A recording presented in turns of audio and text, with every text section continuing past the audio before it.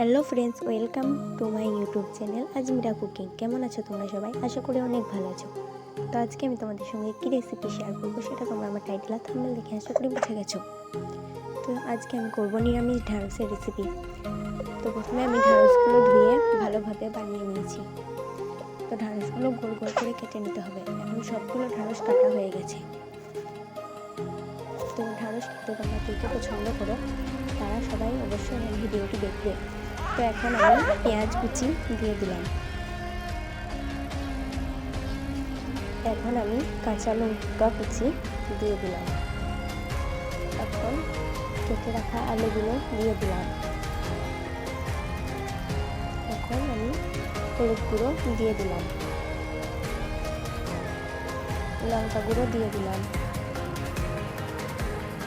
এখন লবণ দিয়ে দিলাম।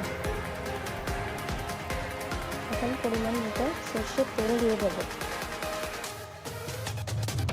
সব কিছু দেওয়া হয়ে গেছে। এখন হাতের সাহায্যে ভালোভাবে মাখিয়ে নিলাম। রান্নার মধ্যে আমি কী কী দিয়েছি সেগুলো আমার ডিসক্রিপশন বক্স চেক করলে তোমরা পেয়ে যাবে। তো খুব সুন্দরভাবে মাখানো হয়ে গেছে। এখন পরিমাণ মতো পানি দিয়ে দিতে হবে। যেহেতু ঢ্যাঁড়সটা চচ্চড়ি হবে সেই জন্য বেশি পানি দিলে চলবে না। তো এখন আমি রান্নার জন্য বসিয়ে দিলাম। তো নিজেদের গাছের ঢ্যাঁড়স খেতে কেমন লাগে যারা সবজি চাষ করো তারা অবশ্যই জানবে। তো এটা ছিল আমাদের গাছের ঢ্যাঁড়স।